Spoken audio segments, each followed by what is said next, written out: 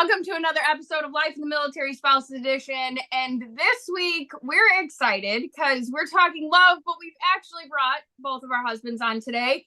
So disclaimer, guard your children and small ears because we cannot control them. We have no idea what will happen for the next length of time that we're on. But we are talking love and marriage, military life, and all of the things above. But this is something Ash and I have been talking about bringing you guys on, and we want to just hear your perspectives, specifically about the topic at hand, but in general, we want to just hear you guys, hear your side of things, because we talk all the time, but we want to hear your perspectives on things. So I guess we can start with the topic of love and marriage. I feel like we both come from different aspects and perspectives of it because you guys met due to the military. We met before the military. And so I actually was at Chris's signing of his paperwork and they kept trying to recruit me 6 months pregnant. Whereas I feel like you guys, Ash, you came into it differently. You know, you've explained how you came in as a girlfriend doing a deployment. I came in as a full-blown wife and mom into a deployment. So how do you think that the military life has changed or impacted your guys' idea on like love? Sorry, kids downstairs screaming. Do you want to go first? Well, we don't really know any difference. Sex is good. Yeah. We're done. We can wrap this up, right? Nailed it. Sweet. So if you guys don't know, this will be Chris and I's show. I'm Eric, by the way. Chris, how we doing? Yeah. No, we don't know any difference. I never had the love or, relationship we did until I was in the military. So it's kind of all you know. And then you just grow into it. And being so young, I think that helped. And being in being in the military and being so young, it helped us both learn how to be independent from each other, but also, needing each other as well. I think it was also, good and bad in a way. It was good because she had to learn how to really take care of herself while I was gone. And then I had to learn how to take care of myself and be a big boy while I was gone. And then when we come back together, we had to like rekindle or relearn each other multiple times. So it's like a honeymoon phase reoccurring over and over and over again. Yeah. So now, how do you guys feel like because like you did deployments, and so I feel like how was that different for you guys? Like you said, you had that honeymoon phase and you had to continue to rekindle it. But how did you guys grow in your marriage and strengthen each, like that bond you had? Because you deployed much more often than Chris did, Eric. So I always I want to see your perspective of how do you guys keep that connection with how often you were leaving and keep that bond as strong as it is? Because in person and when we see you two together, it's an inseparable moment. Like you two are meant to be together and you're lifers. So I look at it and I'm like, how do you guys do it knowing that there was so many times away? It wasn't easy. Yeah. Cheaper to keep her. No,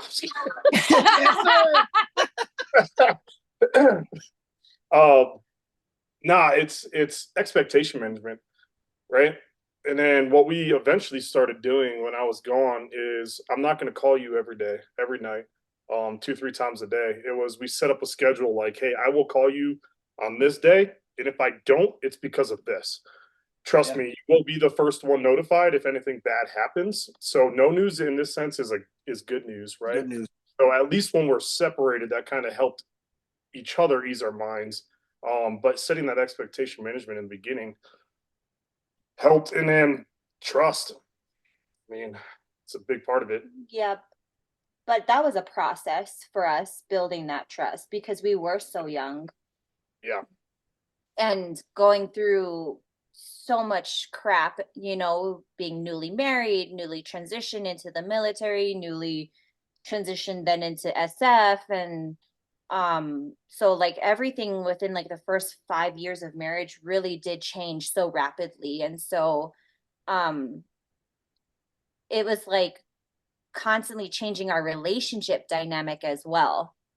And so it took a while. It took, not, I think for me it was like sheer stubbornness. Like I just was so damn stubborn Yep. that I wasn't gonna give up.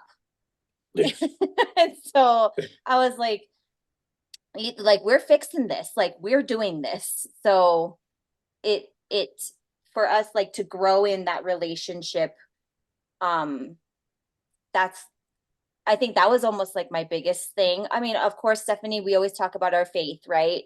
Mhm. So, but aside from that, it was just sheer will and sheer stubbornnness on my part. Yeah, and it's hard because you grow and you're separated, and each person is growing. And then you add Mhm. the dynamic of another kid, and then another kid, and then another kid, right? And then it keeps coming. So she's growing by herself back home and taking care of the whole household. I'm doing my job, which is easy. I can shoot, move, communicate, first aid, PT real well. But then I come home and I'm like, crap, I don't know how to make dinner or get the kids ready for school, right? Yeah, So we're not here. yeah, I'm like, I don't know. Like, it's not delivered to me. What's going on here? You know? But then it's on my part, I had to really, and this only took till the last couple of years, really realize, like, when I come home, not just trying to, dictate or direct, and realize that she actually has the household taken care of. That's hard, right? So Mhm. being the alpha or the quintessential male in the household, and being like, hey, I'm home, I'm a man, hear me roar, and this is how it's going to be in structure and development. She's already has that, right? Now I'm coming in and I'm throwing in a tornado of whatever into it. And then she's getting flustered. I'm getting flustered because it's not going my way. But in reality, she's had it going because of the multiple deployments, constant 3 on, 3 off, 6 on, 6 off.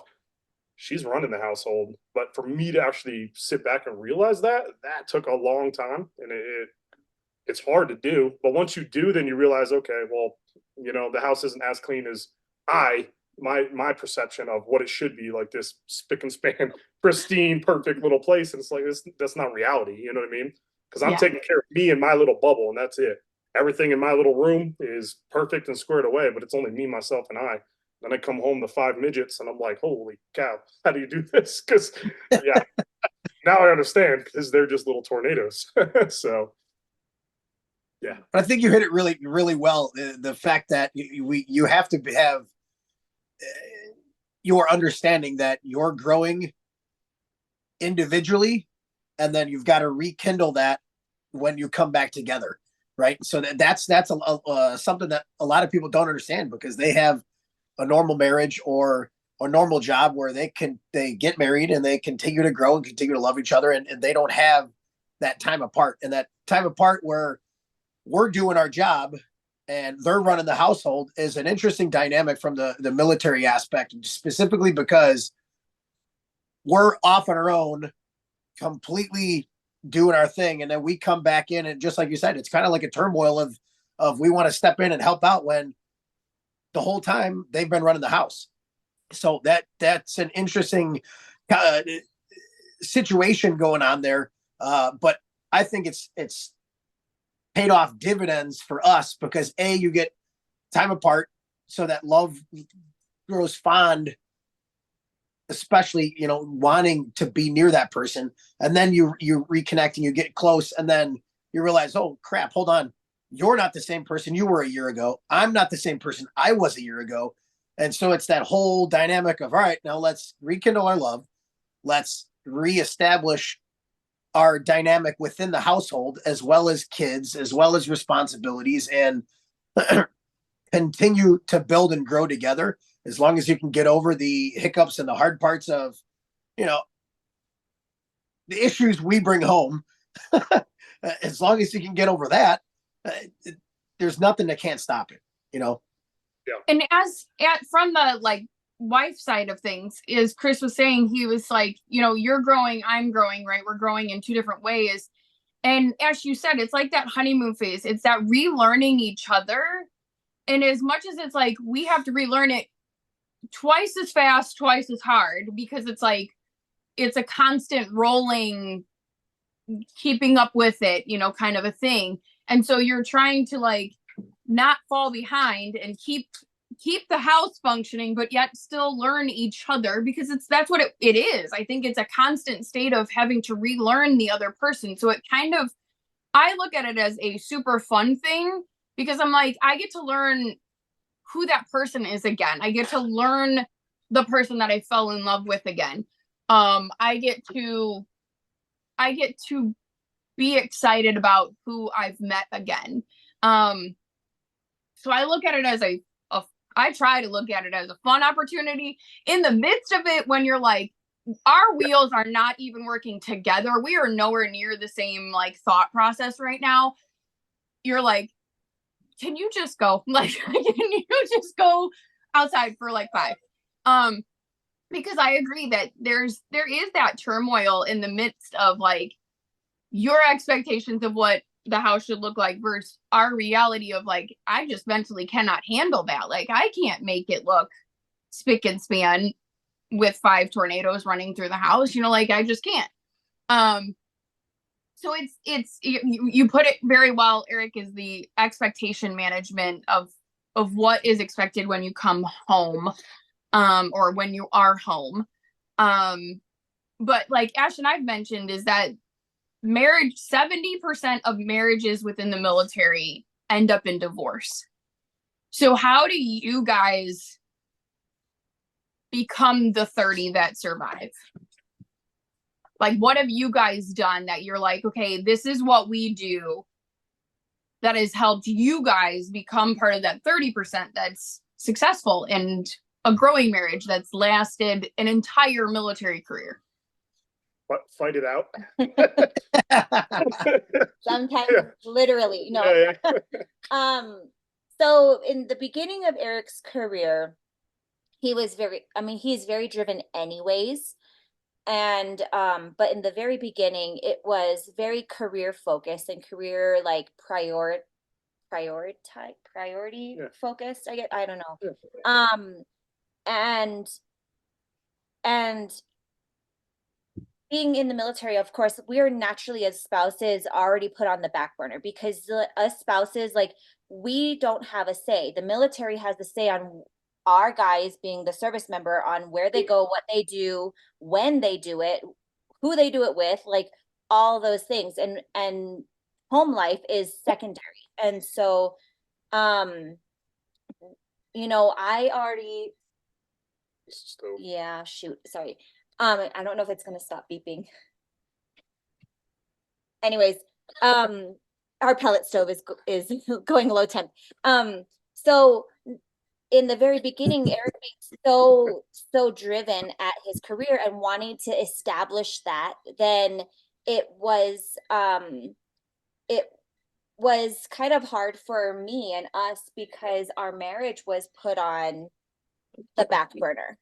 And so we struggled a lot because of that. It was always one of those things where it was work first. Like, even on weekends, if he got called, like, he went in on weekends. Or he, even if he didn't get called, he was like, oh, well, I got to go into work and pick this up or do this real quickly or something.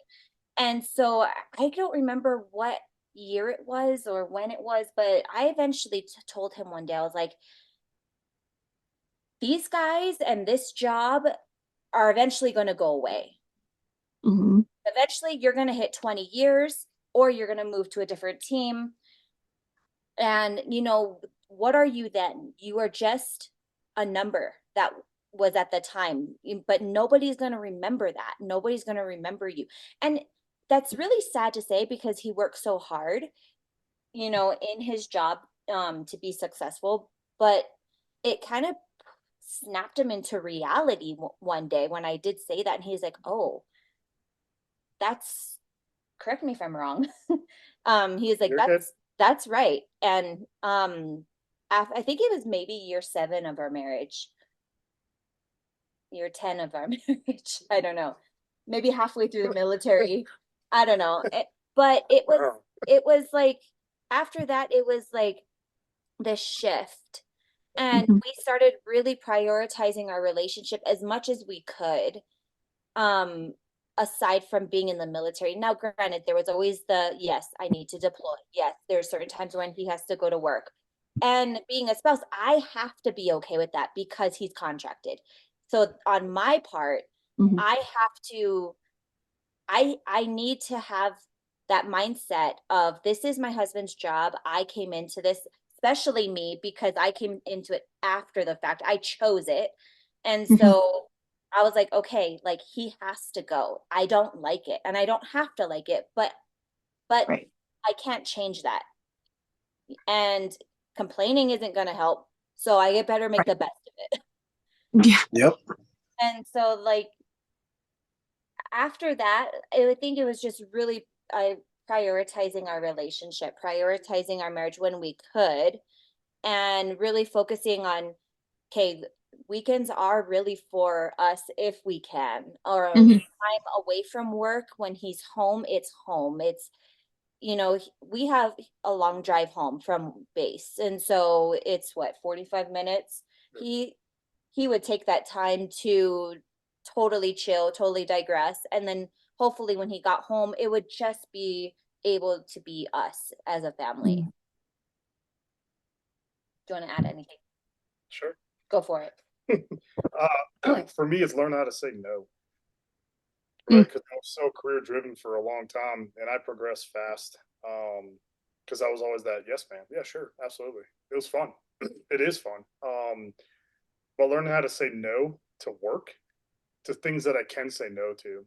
Right, there are the intangibles. There are the things that you have to do, and yeah, you're contractually bound to do it. But the little things before that would take up all the time of the, hey, we need a volunteer to go to here. Sure, let's go. You know what I mean? It's another adventure.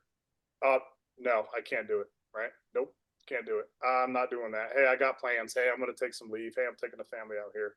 Learning how to do that, and then realizing not that you are a piece of shit, but yet that you are a piece of shit.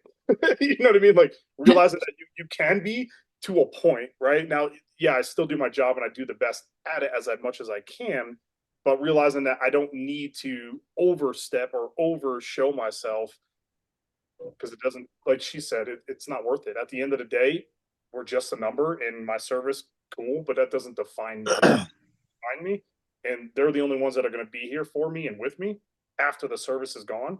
And this last year has really kind of put that in perspective because I haven't been deploying. I'm non-deployable. I'm broken as heck. Freaking, I've sit behind a desk and I've been home every night, head to pillow for over a year, just over a year now. And I'm like, weird, right? It's weird. I've never had that schedule in almost 20 years that I've been in right now. And it's hard to wrap your head around it. But once you do, and then like she asked, where's my phone? I don't have it. It's somewhere over there charging. I don't know. When you put that aside and you realize that you don't have to answer that call right away, and you don't have to be that guy that's like, oh yeah, I'm there, and waiting around the phone for that phone call to be that dependable guy. Cool, whatever. You know what I mean? It's just a job at the end of the day. Am I proud of what I did? Yeah. Will I change it? No. However, you grow, right? You grow in wisdom, Mhm. you grow in knowledge and strength, and you grow in your faith, and then you grow with your family. And then you realize that your priorities are shifted and skewed on the backside, and the military kind of makes you do that, right? They Yeah, make right. you like they're going to give you a small little cracker, and to keep you coming back and keep you hungry for more, so you keep coming back. And then realizing that I can get a full meal at home versus just a little cracker here, for me, kind of changed my whole dynamic of what I was thinking. And then that mindset kicked in, and I was like, oh, whatever. I can not go to work today, be just fine. You know what I mean? So, but yeah, this last year has been definitely that tipping point for me as well, to kind of focus on us, focus on our faith, focus on our kids, especially with the addition of two extra kids, and learning how to take care of myself and learning how to take care of them, because I can't take care of them without taking care of myself. I was always taking care of Mhm. myself. I never took care of me. I never actually focused on who I was, what makes me tick, Mhm. what drives me and gets me up in the morning on the mental side, and then the physical side. I'm finding out how broken I am. It kind of stinks, but Sucks, big time. Yeah, right. So once you figure that out, you're like, okay, cool. Let me start shifting over and focusing on other stuff that's happening in my life that's actually right in front of me. Instead of coming home and being like, yep, I'm bored. I'm waiting for something else to call me and seek for some other guidance from somebody else that, is going to send me to east wherever. So Yeah.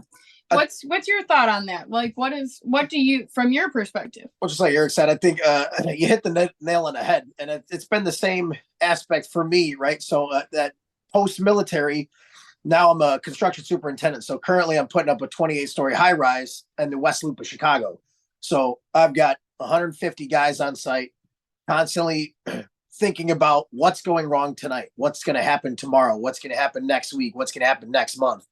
And this past year, I'm kind of in the same bubble, bro. It's been a realization of, hey, guess what? The military taught me some unbelievable lessons, right? But at the end of the day, we're all expendable. We are. So, and I kind of tell my guys that I'm on a team of 6 that manage the entire project, and I'm the one that has kids. Nobody else has kids on the team. So at the end of the day, I'm like, hey guys, Saturdays, guess what? I'll work like one Saturday a month. Otherwise, fill in, like help out. And at the end of the day, we're all expendable. If I pass tomorrow, there's gonna be a new super with new shoes on, boots ready to hit and ready to build tomorrow. So that's not going to slow anybody down. So at the end of the day, we've got to focus on what matters. And there's only a certain amount of people in this world that love me, and none of them are right here on the job. I hate to say it that way, but it's 100% true. So guess what? I'm going to focus my time at home. I'm going to focus my time on my faith and my kids. And that's it. Like, am I going to do the best at my job that I'm able to do? 100%. That won't change. However, just like you said, our priorities shift, right? So now you're looking at that box as, instead of going for the cracker, now you're going for the full meal.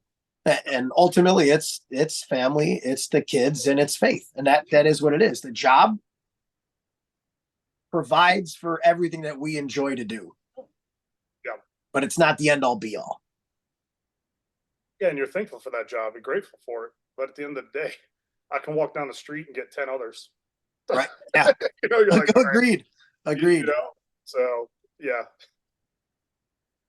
Stephanie, what about you? I mean, I know there's 4 of us, but and you've been pretty quiet, but your perspective on being in the military as a spouse and then also being out now,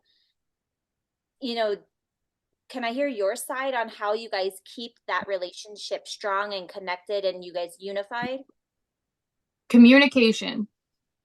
That is something that from the beginning, I mean, even when we were in field rotations and deployment and anything, it was always communication. Like, I can't read your mind, you can't read mine. But at the same time, like, if I don't communicate with you, like when we don't communicate, you can immediately feel that barrier go up. And it puts such a strain between the two of us that finally we just break down and we're like, okay, I need to talk to you. Like, we immediately, and there's probably a lot of people who think that like we over communicate, but I would rather over communicate than under communicate, because at least you know where I'm at, what's going on. Like, we can then better support each other in what's necessary, versus not and guessing. Like, if I don't ever want him to have to guess on where I stand or what's going on or any of that. Like, that's one of those things. And like Eric said, yeah, there were times when during the deployments and field rotations, I can't talk to you every day. Totally understood that. I got that. But then when we did get on the phone, I'm not going to butterflies and rainbow it at home, because I'm not expecting you to butterflies and rainbow it when you're out there either. Like, maybe you can't tell me everything, but you can tell me some of it. You can decompress right here at home.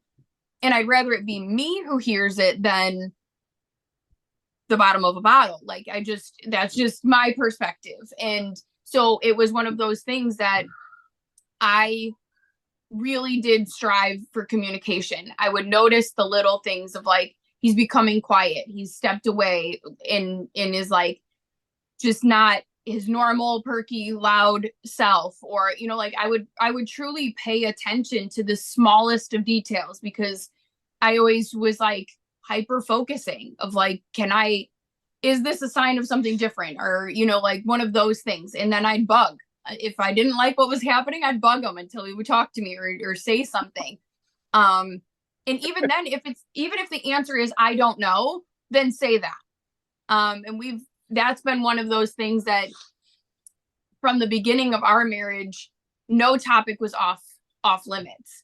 You know, we've had the hard financial conversations. We've had the hard like life conversations. We've had the, I mean, we were 23 and had to talk about death. Like, what 23-year-old couple who's newly married has to have the conversation of what do you want to do if you die today? Like, Yeah. I mean, we got smacked with so much reality at such young ages that it's like, I mean, if I'm talking about you dying tomorrow, I don't know, we can talk about anything then at that rate, right? Like, so I think that's been one of those things, because then it helps with the growing. It helps with all the processes of that turmoil of where do you fit in here? Because like you guys were talking and I was like laughing because in my head, I'm like, there's been so many times where I'm like, hey, you know, he's like, can I help with something? And I'm like, yeah, sure. You know, like expecting him just to like look around and know my priority list. And then he goes like to the garage and starts cleaning. I'm like, false, sir. That was nowhere near where you needed to be. And I'm like, well, that's the difference. His priority list is the garage and outside and the cars, whereas mine is inside and the laundry and the kids. Like, we have two different lists that we work on, and together those lists make a functioning house. But when I didn't say, can you get the kids in a bath or do the lawn, like, you know what I mean? Like, swap laundry for me. He's out in the garage or outside spraying down the backyard. And I'm like, what are you doing? Like, what? This is not helpful right now. So I think that's been some of the, like, if I can clearly tell you what I need, it makes it easier for all of us. Well, and I think we're on the same page. What are you gonna say? Well, as far as the outside and inside go, bro, we're the same, man. Yeah, I'm outside. I'm mowing the lawn. I'm trimming weeds. I'm cleaning the garage. I'm getting the tractor going. Like, and she's inside doing that. But with her, what I found helps work for me is don't ask. Hey, can you help me with, or can you do this? Can you do that? No, for me, I'm just like, well, you asked me. No, I'm doing something, right? So I tell her, I'm like, hey, I need your hand. Let's go. Or I need this, you know, I need you to do this. I'm like, okay, cool. Too easy, right? Because now I know it's a need versus a want, right? And if it's a want, then necessarily isn't like something that has to get done right now, because it's a want. But if she's like, hey, I need this to happen. All right, cool. Too easy. That's my mentality, my mindset. Yeah. With the communication point, that's where we've learned how to communicate together. She's like, hey, do you want to help me? Or can you help me do this? Or you want to help me do that? No, I don't want to help you. The answer is always no. It's always no. I don't want to do the dishes. You know, I want you to want. But if she's like, hey, you know, go ahead and clean this up, or hey, you know, this needs to be put up, or go ahead and do that. Cool. Too easy. Right on. Yeah, I got it. It's a need, right? So and he's better at it than me.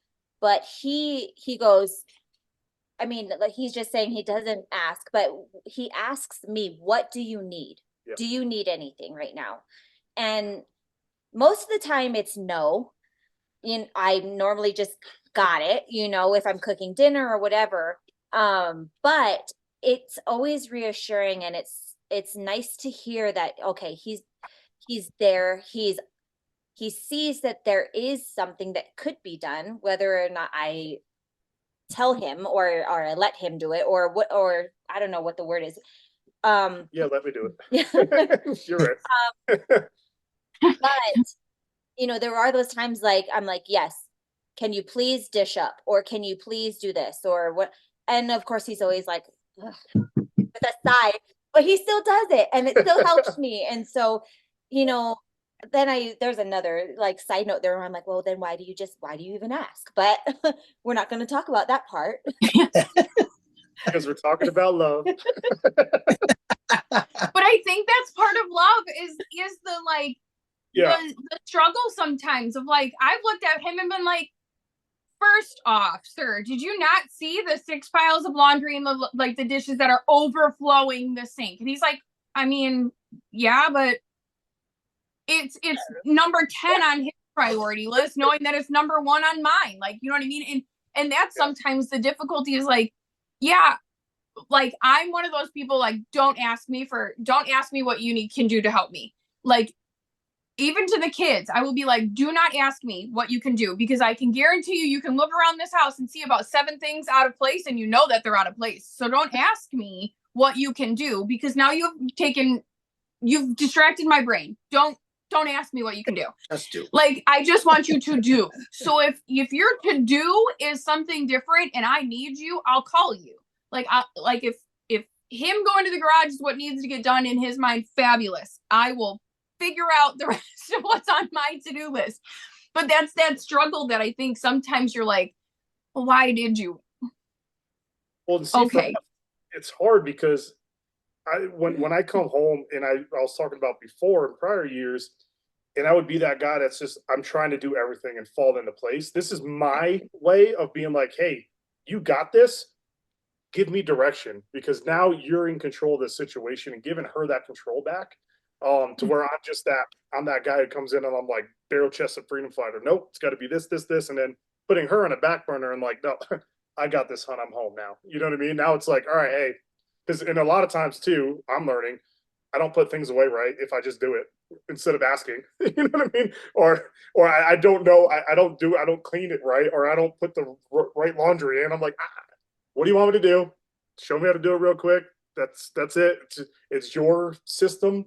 I will adapt to your system. Cool. So we just had a conversation about laundry. Yeah. And he got a little offended, and I go, listen, I'm just trying to teach you. I'm the one that does the laundry every day. He goes, but I bought the machine. I'm like, okay, thank you, but I still do it every day. I'm like, I'm not 3. I've done my laundry since I was 3. Right. Hey, it's all right. I had to learn how to fold towels. All right. I don't fold my towels the way that she does. So she was like, listen, this is how you're going to fold them. What? Like, why? Because this is the way we're going to fold them. Okay. All right. I can't learning how to fold my own shirts back in my own dresser the right way. Well, no, you got to put them straight. I'm like, why? It's my dresser. It's my clothes. Whatever. I'll put them on bed, honey. I love you. You do it. I'm going to walk away. Pick your battles, bro. Yes. Pick your battles. Yes, I think that's go watch the show with the kids. Thing.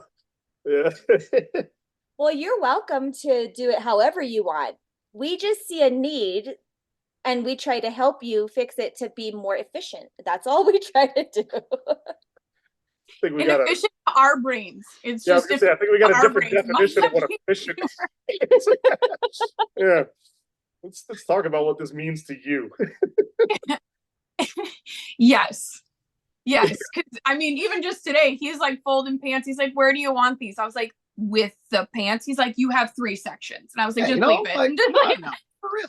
Valid question. Just put it down. I've got it. Like, and I think but I think we've tried to do a lot of laughter. Like, laughing through the moments is another thing that we just try to, as much as we're like, I could shake you right now, I'd rather just hug you and be like, yes, dear, okay.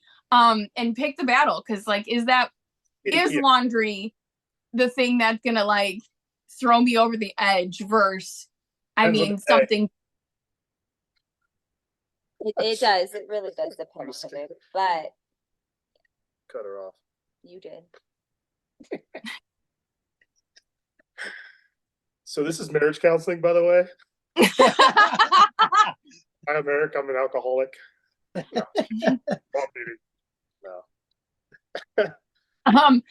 Now, I mean, I will censor this section, and I will tell all other parents to make sure small ears are not fully listening. But how has military life affected you behind closed doors? Ooh. Okay, wait. I'm going to try to adjust this anyways. Are you asking us, or are you about to go on and tell us about you? No, you guys go. You guys open it up. You guys gonna leave this one, or what's going on here? Shit.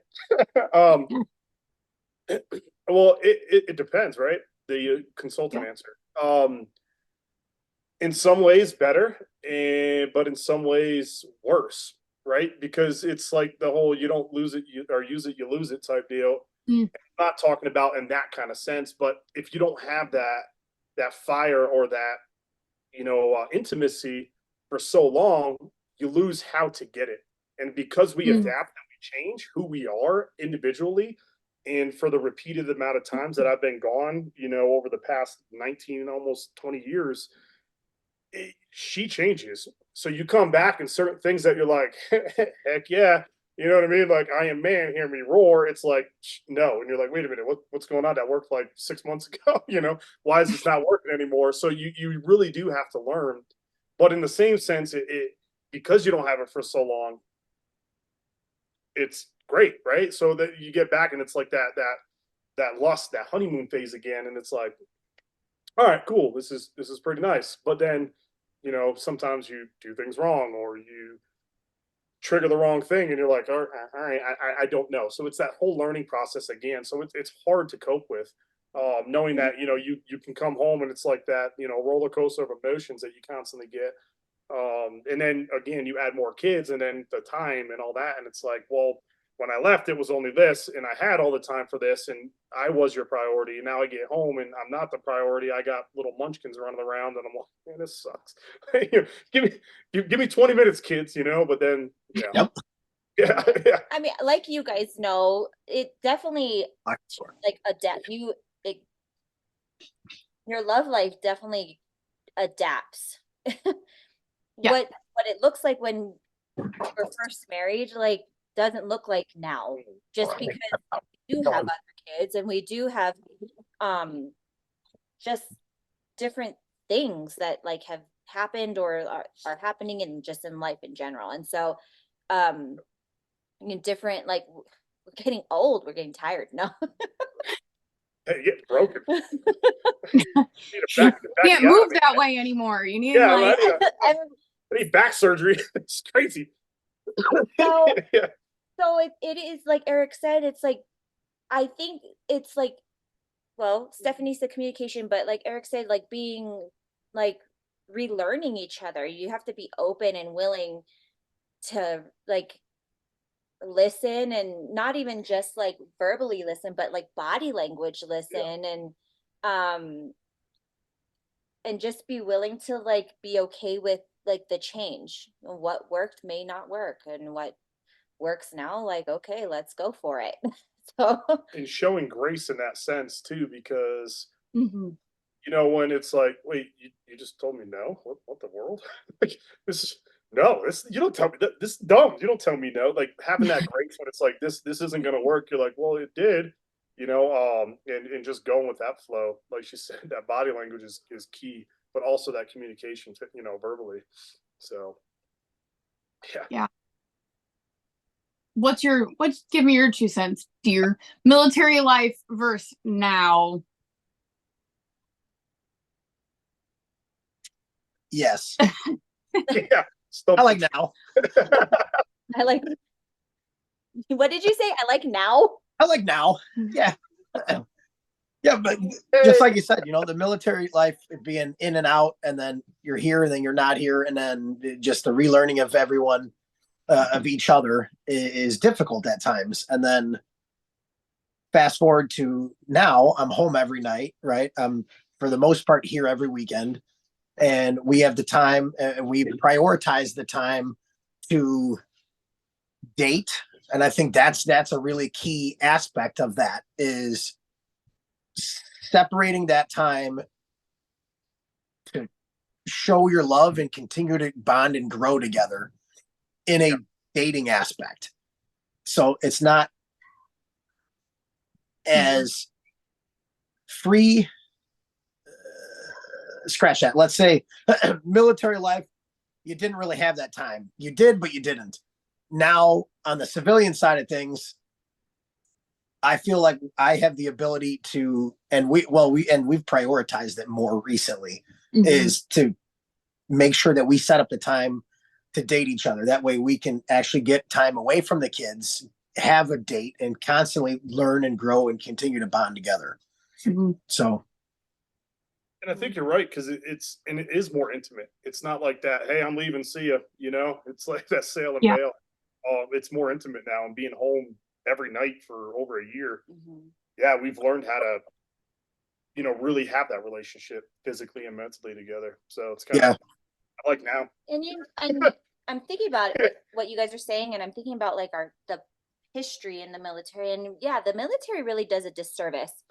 And to us, to married couples, I mean, like Stephanie said, 70%, right, of couples end up in divorce. And when we think about it, it's like there's so many like different like facets to it, and just like layers upon layers of things that are causing conflict.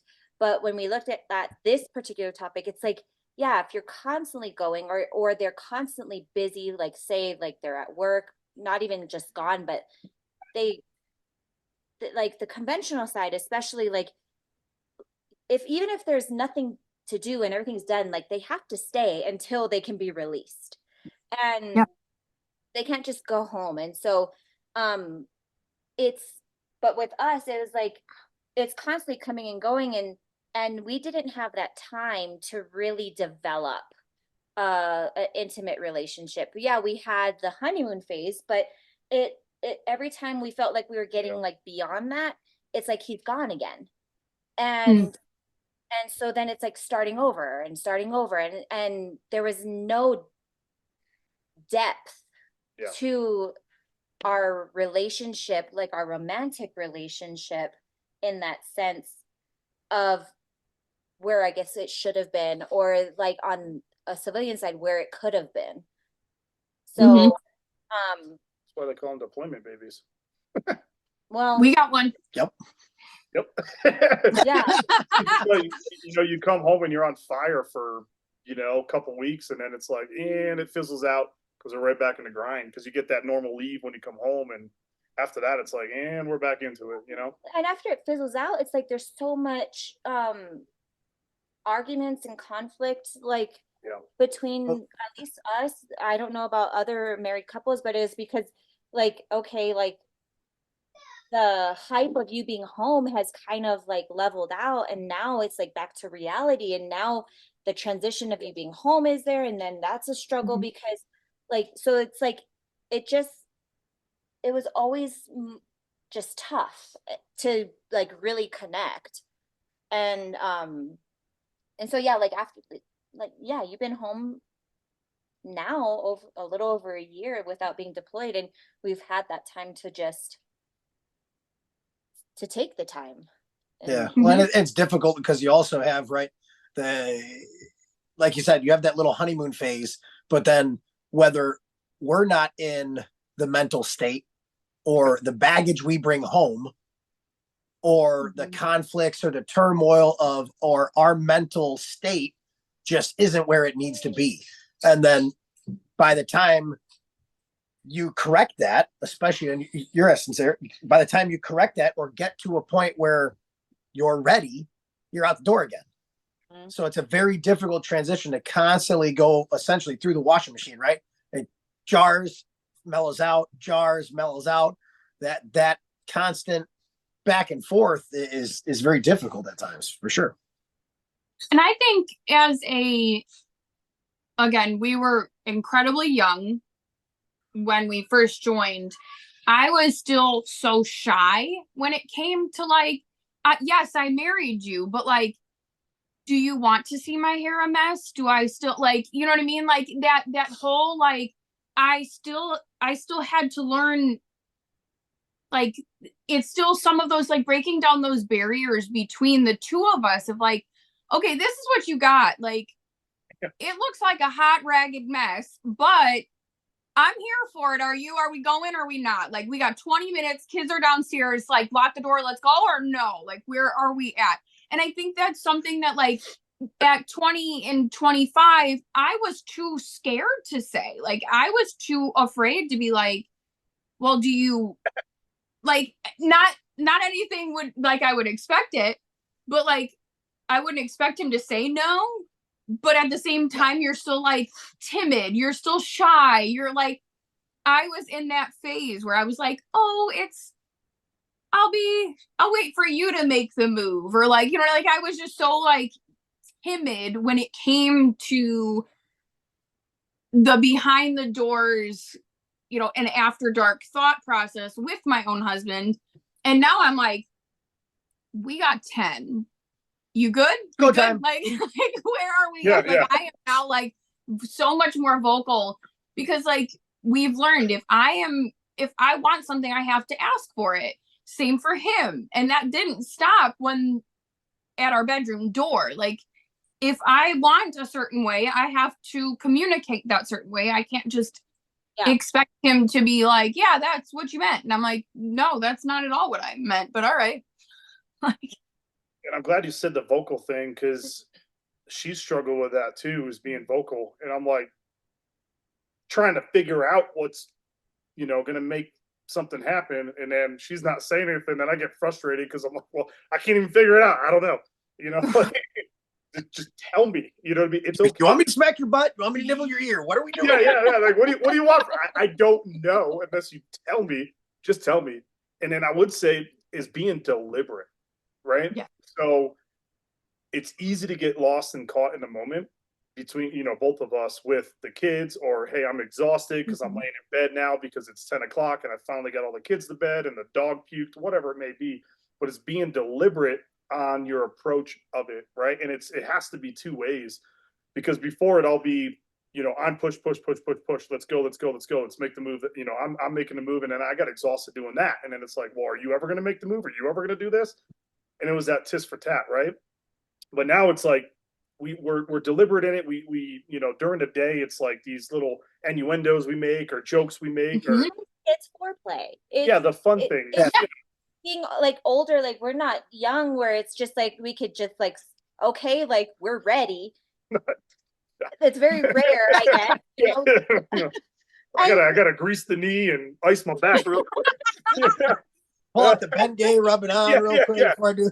Throw that biofreeze, baby. Granted, we're not old. But it's just different. It's just different. And so, and yes, like he's broken. So it's like you have to throughout the day. It's like constantly making like that effort. And so like the little playful gestures or he is good at all the little comments. It freaks all the kids out. The same thing. We Abigail, she's 13 and now it's to the point where she's starting to catch the jokes. And she's like, that's Liv. Liv's the same way. No, she's starting. So like this morning, she's wrapping presents and Abigail's helping her out, and Steph kind of reaches over to grab the tape and her butt's up in the air, and Abigail was like, Dad's making a comment. I was like, I don't need to make the comment. You already know where I was going. Got it. Right. Oh yeah. Liv at 14 now knows all of them, and she catches it and she's like, gross. Yeah. But we love each other. It's okay. And I think that's the other thing, is that so many times, and I don't think this is just military families, but I think this is families across the board, is that we feel like as a couple that, or at least let me put it, everybody in society kind of does this, where it's, I'm a parent first, then I'm a spouse. And I feel like we both, in our perspectives, have switched that, where it is, the only reason my children are here is because of the relationship that happened here. So if I don't keep this relationship functioning, I can't do that. Like, and on top of that, at some point in time, I'm not really sure when, because I'm questioning that some days, is that they're going to eventually leave my house. I need to still, like, you're a lifer here, home. So I need to know this person, because this person is going to be here forever. They walk out the door and create their own families at some point in time.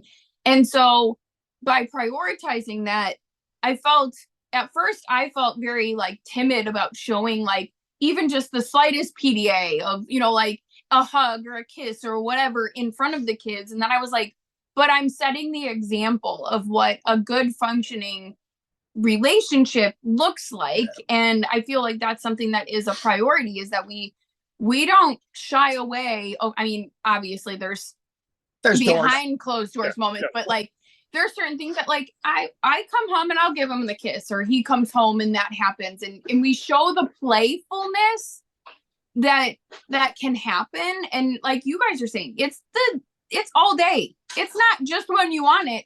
It's all day the conversations go, and the little things, and the foreplay, the sexual innuendos, and at the same time, it's also comical because Abigail's doing the and I'm like, hey, listen, on a plus side, we're showing you the example of a good relationship, right? We could be fighting. Yeah. You know what I mean? Like you could be, we're both from divorced parents. So in one term, yeah, you're grossed out by it, but in another aspect, it could be a heck of a lot worse. So when they're grossed out now, but I know that when they get their own families, they're going to look at it and be like, look, you always, or you make some weird joke. Jackson's on the other side of the camera and he's like, I never said that. And I was like, you've made jokes too, Jackson. No, but you're so right. Like, Chris, like we're showing the example. Yeah. Our kids are not going to know what to look for in a spouse or in a relationship if we don't set that example.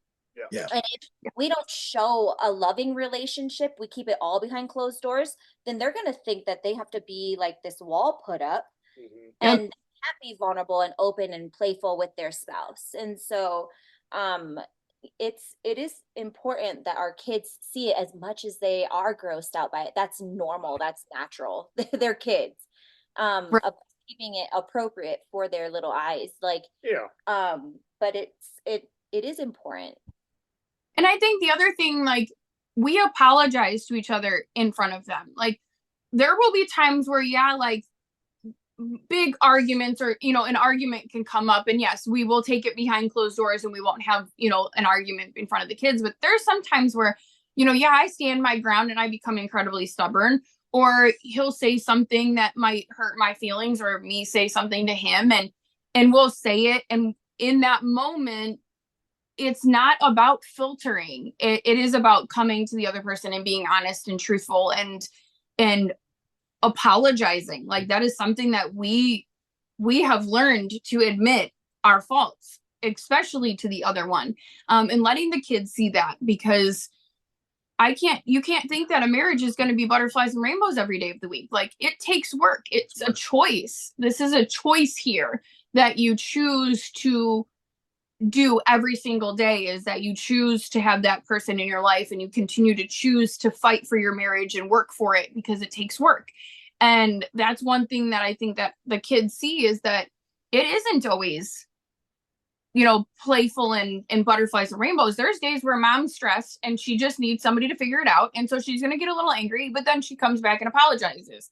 And, maybe dad came home from work stressed and didn't want to talk to anybody, threw his stuff down and walked away. And everybody's sitting there confused. Like, what happened? Like, I didn't do anything today. I was a really good kid. Like, we're first to do our best to apologize, not just to each other, but to the kids and everybody, just as a way of understanding that, like, we're humans too. And in the process of learning us and learning the dynamics of the marriage, like, I might say something that might come out a little blunt and rude, and I didn't mean it that way. My bad. But it's usually me who's just like that, and there it comes, and then it's like, I definitely have my moments. That was rude. But it's apologizing and understanding that giving each other grace in the process is a way of showing love, because maybe I do the ding dong thing and I'm not the smartest, but we do this together. We understand that this is a joint venture and we're going together to do this and moving on past it, but we work together and get through it as the collective unit, not as two separate individuals. Yeah. Enough said. But yeah, actions speak louder than words too. It's those subtle little things that these kids are going to see that ours do see and recognize, especially having 4 out of 5 kids that are girls. For me, it's like, I want to show you what a man should be, what you should be looking for. So if I'm doing X, Y, and Z, what do you think they're going to naturally, gravitate towards is that. And they're going to be like, oh, well, that's just a man. I'm the, you know what I mean? I'm the father figure. I'm the only male role model in their life that has any sort of meaning to a point that's with them every single day. They're gonna take on those actions and naturally be that, looking for someone to, either yell at them or demean them or not have their own self-worth. And they're looking for that in somebody else and they're never going to find it. So, Yeah. Mhm. Yeah. I guess same thing for us as wives. Like I'm teaching my daughters what it looks like to treat your husband, Mhm. and what it looks like for my son to look for in a wife. Yeah. And so it's all setting examples. I mean, parenting is nonstop. It's in everything. Yep. So Mhm. I mean, and yeah, we fail time and time again. But like Steph said, it's like we have to come back to the table and reevaluate. We have to apologize, refocus, and keep moving on. Yeah. So And we've like, I always look at it, and there's a reason why I picked Chris to do this venture called Life with me. And I know that you guys have chosen each other for a reason. And so, yes, there's going to be times where that struggle would be easier if I could do it by myself, right? Like, yeah, I could be fine, or you know what? I'll just do it on my own. But we chose each other for a reason. And that's something that I think that in the military we forget, or just in life is forgotten sometimes, of like, do we remember why we did this? Why did we say yes to this person? For us, it's 15 years ago, that we said yes to each other, like that we jointly said we would go on this journey of life with each other. And so sometimes it is reminding each other of, like, it's the playful humor that we have that made us fall in love with each other. It is the stubbornness. It is my being a complete nerd, that he thought was cool. And it's not forgetting the joys, even in the midst of sometimes those transition points, the struggle points, those weird, awkward moments where you're like, I don't know where I'm at. I don't know who you are. Because those are those transition points are when the most tension is put on. But if we can get past the tensions, like, I look at the military time frame from our marriage, and I'm grateful for it. I am truly grateful for it, because it has made us a stronger couple, has made us have a stronger marriage. Yes, there was a time where we thought this would be easier to do without the other. And there was a point in time where that D word of divorce showed up once, and that was it. But it was a struggle, but it taught us so much so quickly. I remember there was a time when Chris was deployed, and my aunt looked at me and she goes, I've been married for 50 years. You guys have gone through more in the first year and a half of your marriage than I've gone through in 50. And you guys continue to come through it. And so I look at it and go, I am thankful every day for the military, because it had us face life a little bit faster and a little bit harder than maybe we would normally be doing, but it was for the best. yeah, it forces you to grow up real quick, huh?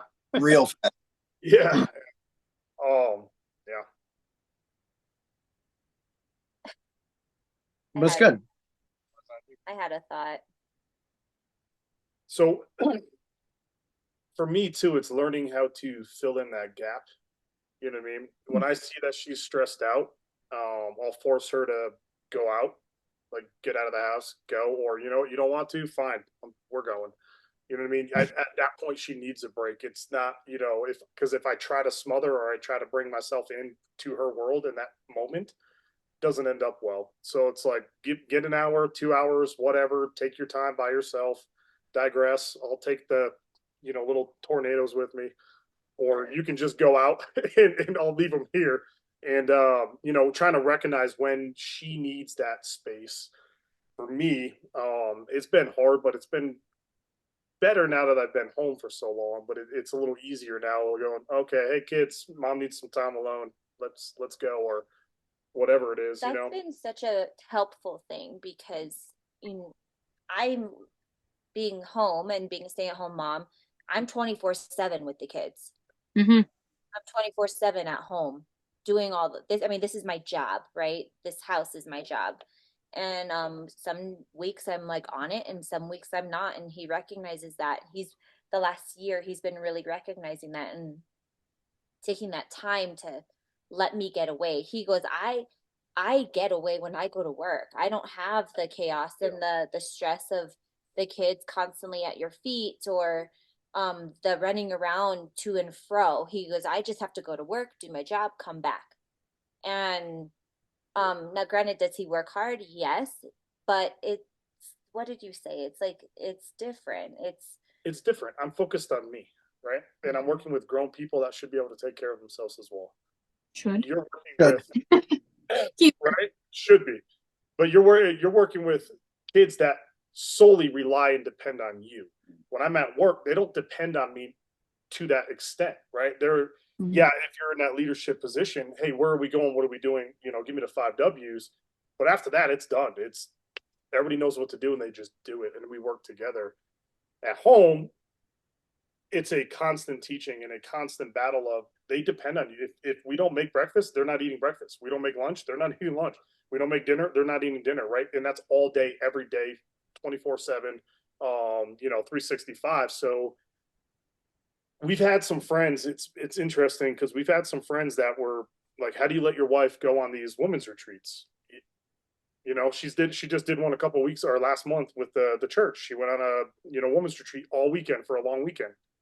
I stayed at home with the kids. They're like, how do you do that? How do you let her do this? And I'm like, because I'm a dad. I don't know. Like, how is this a question right now? And she's been down to, like Savannah, Georgia with, her friends or my stepmom and my sister. And she's asked other friends like, hey, do you want to go? Well, my husband says no. And it's like, that's kind of the wrong answer, right? Yeah. Their biggest thing is like, well, what about the trust? And she's going to do this. And I'm like, hey, listen, homie, if you're having like reserves of her leaving and doing something, what do you think she's doing when you're leaving? Like you're not home 24/7. Like right. It's going to happen. You have to have that trust and allow her to have her time as well with her friends. We deploy all the time. I'm in Europe. I mean, a lot of my deployments, they're not crazy deployments. I'm in Europe. It's awesome. I'm in a hotel, getting fed great food, and I'm having a blast, right? That's a deployment sometimes. If I come home and she's with the kids all the time and, constantly getting beaten down by 5 little tornadoes and then cleaning up after them, and then she's like, hey, can I go on a woman's retreat? And I'm like, no, I'm home. You stay with me. It's like, who the hell am I as a man to not allow that or allow her to have her personal time and her friends and have an adult conversation with somebody other than, kids running around, right? So it's like, I don't think I've ever been that way to where, that I hate to say jealousy or insecurities, right? Mm-hmm. But, I've learned to grow and strengthen those insecurities where I don't really have them. We're at a point now where it's like, go, you do you. You know what I mean? I tell her, don't even call, don't text, like, unless it's an emergency, I'm not going to call or text you. Enjoy your time. Put your phone in your bag. I don't care. Enjoy you, because that's only going to help her when she gets back to, be that refreshed person. So. And see, I appreciate both of you for saying that. Because as the stay-at-home mom, I don't feel like, coming from my perspective, I don't have family that sits there and looks at what we do as a job. Like, they don't necessarily see the magnitude of what we do. And so for you both to appreciate and be like, yes, go do. I love that. I love that genuinely. But I also I try to reciprocate that of like, you need friends too. Like, he needs his own friends that are disjointed from mine. Like, you need your people. You need to go, and if it's going to hit a bucket of balls, go play golf for an hour. Go take, like, you, as much as like, yes, you're saying, Eric, yeah, you go to work and you come home and you don't have the kids on go all day, but you're still in a role, in a state that isn't time for you to just let go and release. Like, he goes hunting and we now do it together.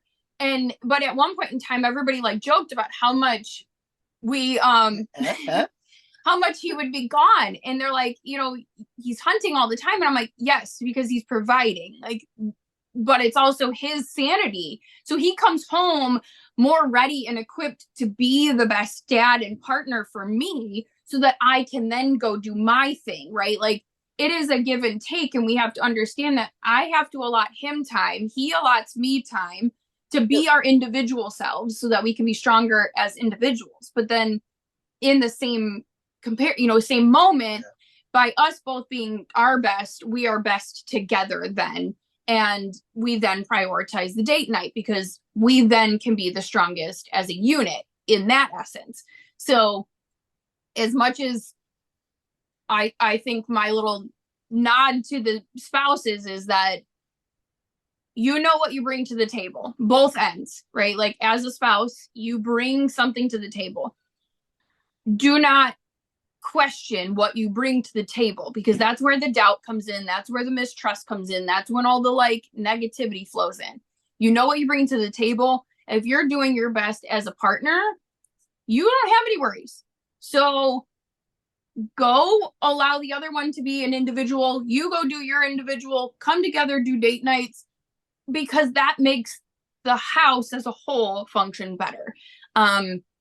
But that is something that I always try to be very cognizant of, is like, have you talked to any friends lately? Have you had a guys' night? Have you decompressed out of work or home? Like, because that state going from work to home to work to home is still strenuous, and it's still a weight. It's still a weight to carry. And I don't want the other spouse to feel forgotten. So I will add to this, with our realm in the military, that was a very, on my side, that was a very, let me find my words. That was a very like slow process of like trust to allow that, or to be okay with that, because there was like, because they're gone so much, like the trust needed to be built in order for us to be okay with like us having our own time at home. And it was just like, I don't know how to explain it. I don't know. It was just different because we didn't have a lot of time together. He was always gone. Yeah, selfish. He had time by himself and on deployments, and then we had our time together, which when he came back home from deployments, we wanted to spend that time together because we didn't have that time together. And so it took a little while. And then of course, like just like the team dynamic was different, I think, and so it took a little while for me as a spouse to feel comfortable going off on my own, or like, because at that time also, like, the friends that we had were only like team. It was Right. his team, it was the spouses, and it wasn't like our own. As much as I love those women and I loved those teams, we really built a family together. It wasn't, we were like kind of thrown into it. It wasn't by choice. And so we just, like, I don't know what I'm trying to say here, but it was for us to like be able to be like on our own. It was just a little different, and the trust was built differently. Yeah. I don't know what I'm trying to say exactly, but yeah. It builds much stronger on the civilian end, dude. Yeah. You're starting to see it now. Oh yeah, it's great. Now I'm like, so it's interesting. I was talking to another guy that works at the school when I was dropping off the kids, and he's retired. And he's like, "How's retirement life?" I'm like, "Ah, it's great." He goes, "Hey, every Thursday around 4 o'clock, we all meet up at the Paradox Brewery. You're welcome to come." And I was like, "I'm in that club now. I'm in that old man's club where I'm going to hang out with a beer. Like, you know, take it." Gotcha. But no, it's good because I'm home now. We are finding friends.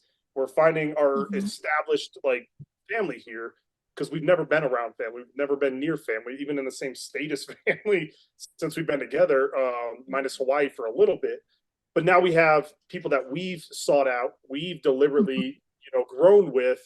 And as hard it is for me to kind of talk with people that aren't, in my community and don't understand, I'll save some of those words when we're not on camera. But it's hard, right? To get to know these guys that have no idea about anything, because my identity has been this for almost 20 years. So having normal conversation, well, I say normal, but having a conversation with them, and I'm like, I have to really make myself focus on asking them something about that. And like in my head, I'm like, I don't care. Like I don't know. I don't care about your problems. They're nothing. I don't care about your work day. Like it means nothing, but I have to like put on this face. And then it becomes easier because then you find that common ground. And for me, I've found that commonality with a lot of the guys. And I'm like, oh, just sparking, random conversation. And it's like they start talking about guns. And I'm like, oh, hold up.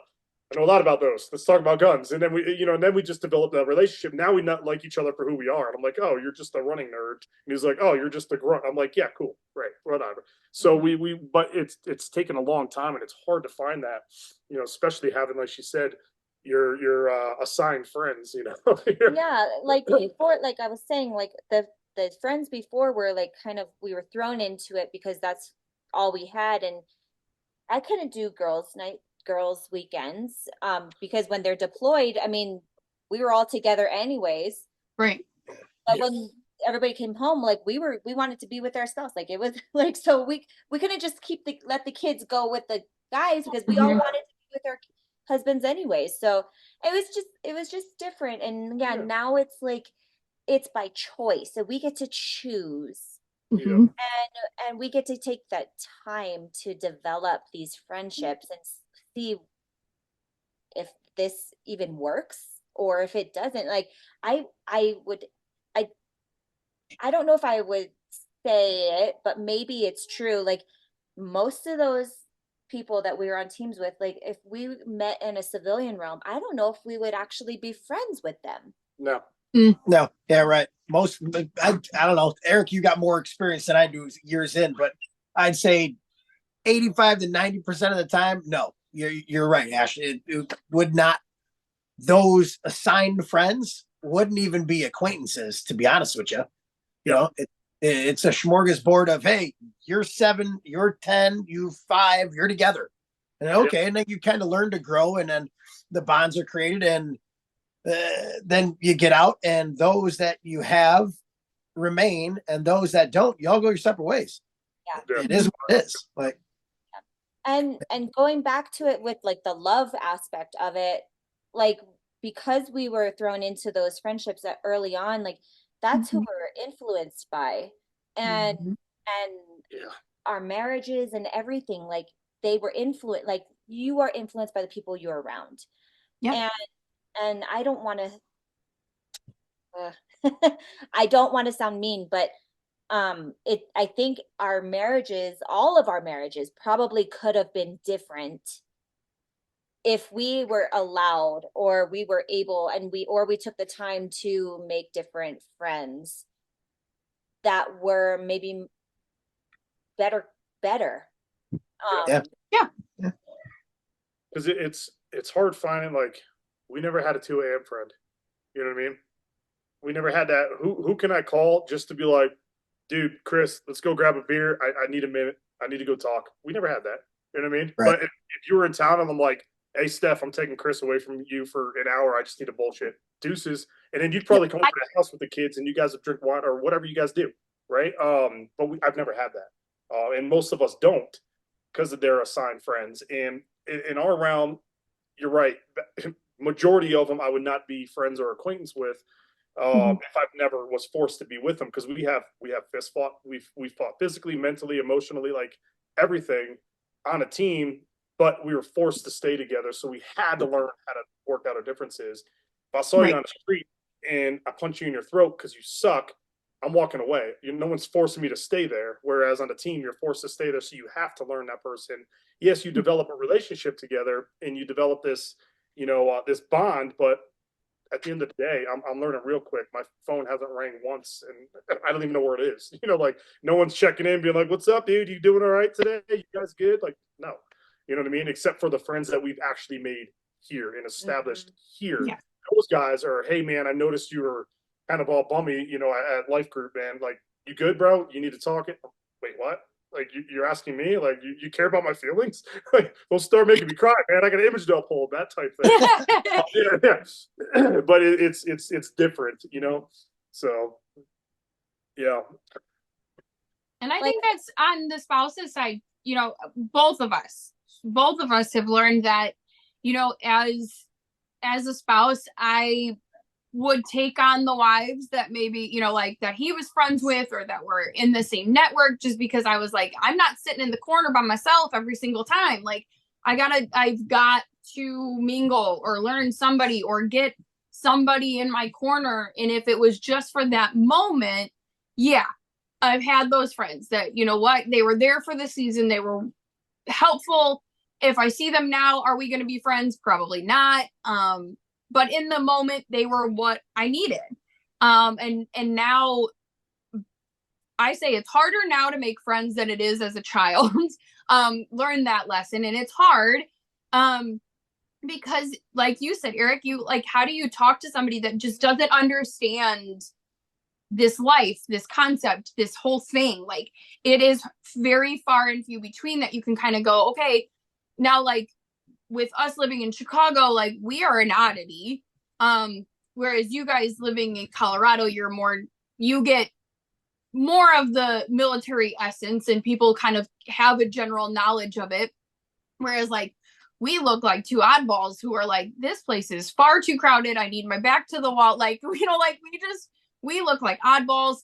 But it's sometimes it's just, it's different having to, the friends you choose to make, that you choose to let in, are very different than the ones that you're forced to, because the love you have for them when you choose them is very different. It's one that you're like, okay, I choose to have you in my life.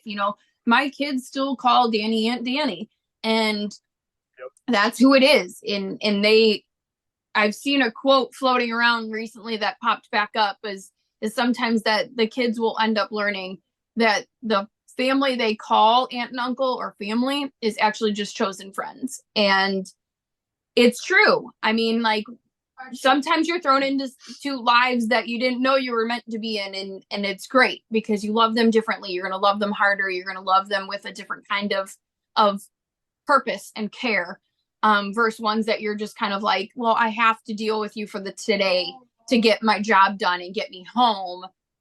It's different. Yeah, and that's a good point to stress too, is people on the outside don't understand fully what it's like to have to constantly keep looking, and you're searching for stuff to fulfill that gap that's there for that moment, right? Whereas most people generally grow up in that area. They grow up together.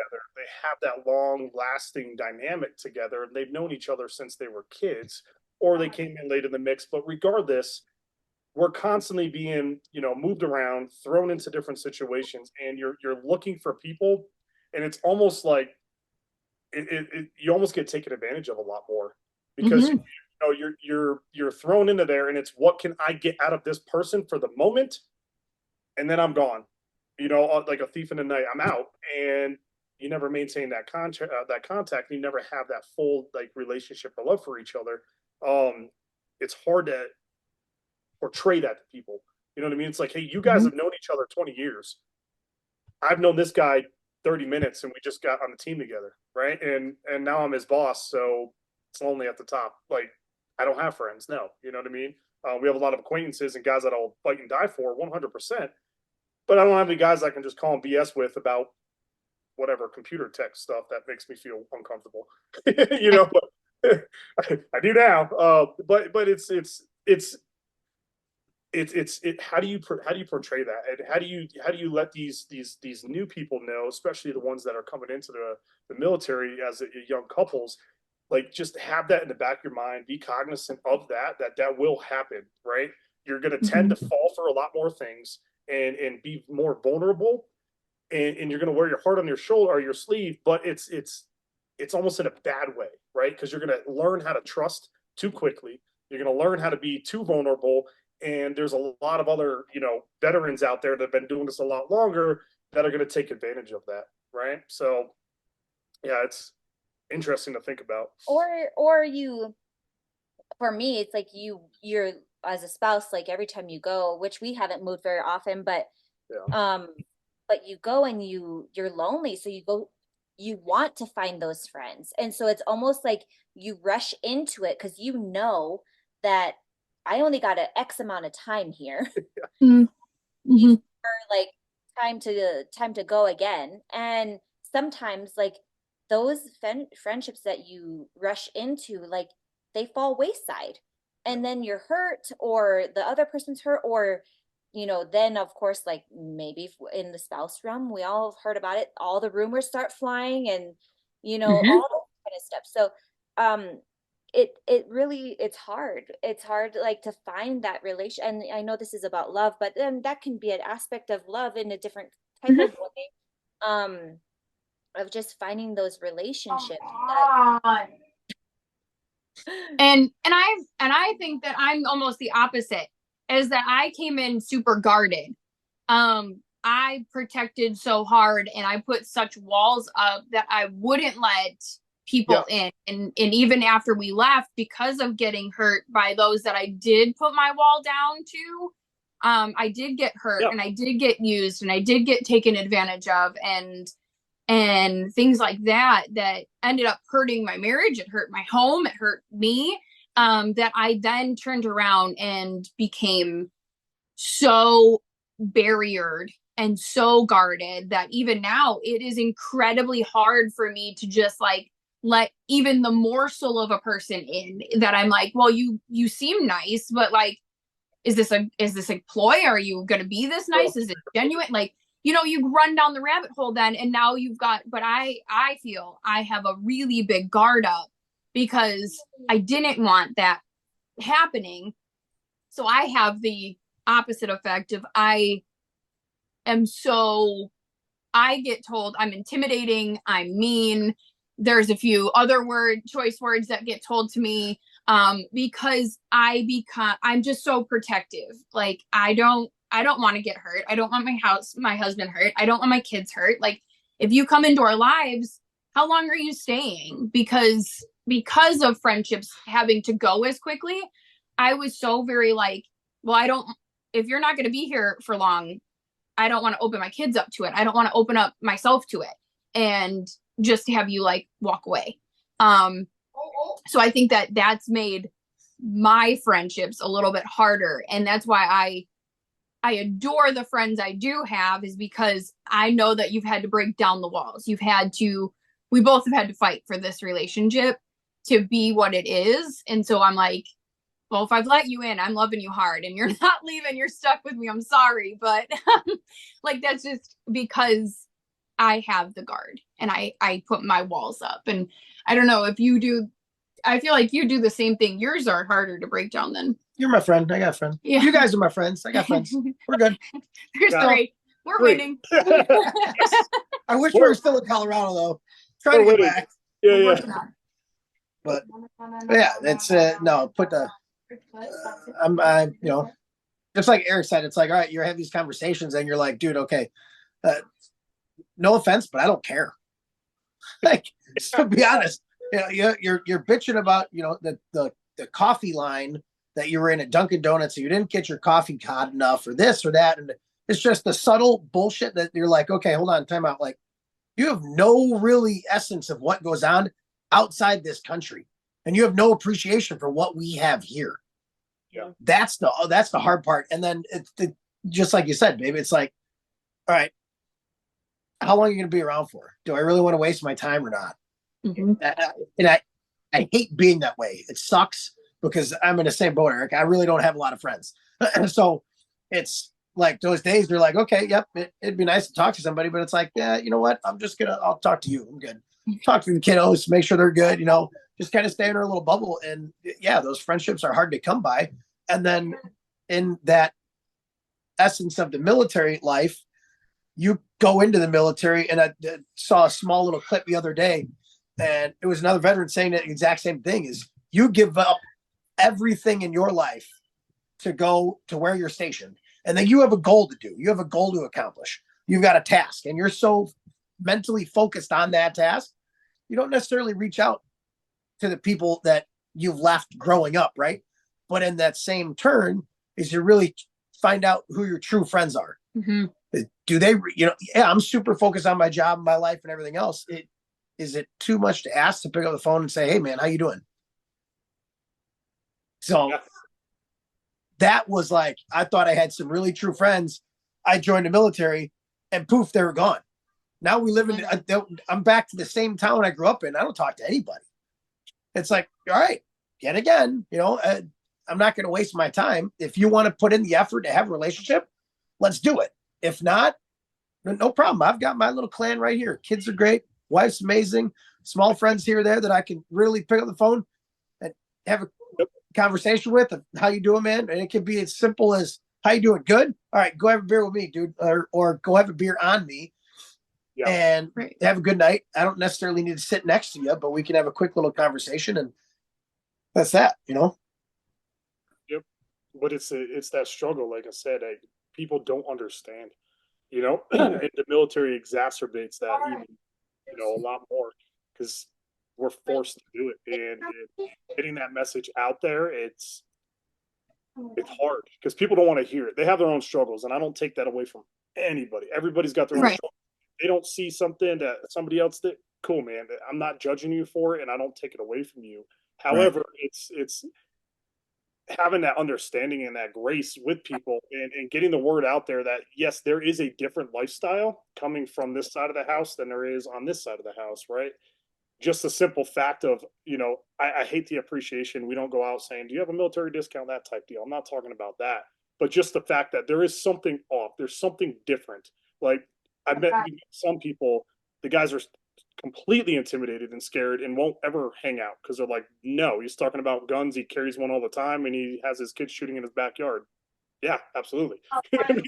He kills animals. You're like, yes, but it's, yeah, I don't know what I'm trying to say now. It's hard to, how do you get that out there, that message out there, like, without coming across as I'm military, hear me roar. It's just, we're different. There is a difference about us, and about the spouses, and about the lifestyle that we bring to the table. You know what I mean? Oh, and it goes back to some other statistics that, the military makes up 1% of the nation. Mm-hmm. And then SF, Special Forces, makes up 1% of that 1%. So we're even smaller of a community. And so on top of us going, okay, how do we get that message out? Like that, us military folk, like, we are just bred differently. But on the flip side, it's like, sorry guys. No, it's okay. On the flip side, it's like, how can we have the grace to see that, okay, that what we live is not normal, and there's 99% of people that do things completely differently, and how can we see that as well? Because our lifestyle is not normal, and so it's like, it's having that perspective of like both sides, like being willing to open up our vision and our perspective of seeing both civilian and military, or yeah. Well, and I think, like you're saying, how do we get the message out? And I think the first place is starting to talk about it. I think that's why we all four of us love this podcast as much as we do, and we support it, is because it brings up the topics, it brings up the conversation, it talks about how it creates the community of military people, It gives the spouses a space to feel like, you know what, I'm not standing here flying by myself. But at the same respect, if there's listeners who aren't military, it gives them a glimpse into like, who are these people? Like when it says veteran and proud, what does that mean? Like, what does it mean to be seeing the pride of a veteran family or the pride of a military family, and gives them an inside scoop into like how we tick a little bit differently. Like, and it's not bad. It's just different. And like Eric said, we've all got our things. We've all got differences and issues, and hooray, I'm not going to say no to anybody's. It's just, it's different. So if we can all talk about it and bring up the topics and have the space to be open and honest about it, then it's a step in the right direction to, I mean, we can't inform everyone, or we can do our best doing it, but all we can do is share our experiences, and then hope that the listeners can connect and understand and support, and they have, which is super fun. And we continue to just share, because that's what we do. But thank you guys for being on. I know you guys have kids to get back to, and we've got 2 out of 4 staring at us down here, meaning that somebody's hungry or dying or something. But thank you for being on today, guys, and for participating. Thank you to our spouses for being on for this episode. I know it's a different time frame and not your guys' thing, but thank you for being here and supporting us as we do this fun mission that you're on. So yeah, sounds good. Awesome. Well, thank you guys, and we will talk later. Bye. Bye, guys. All right, we'll see you.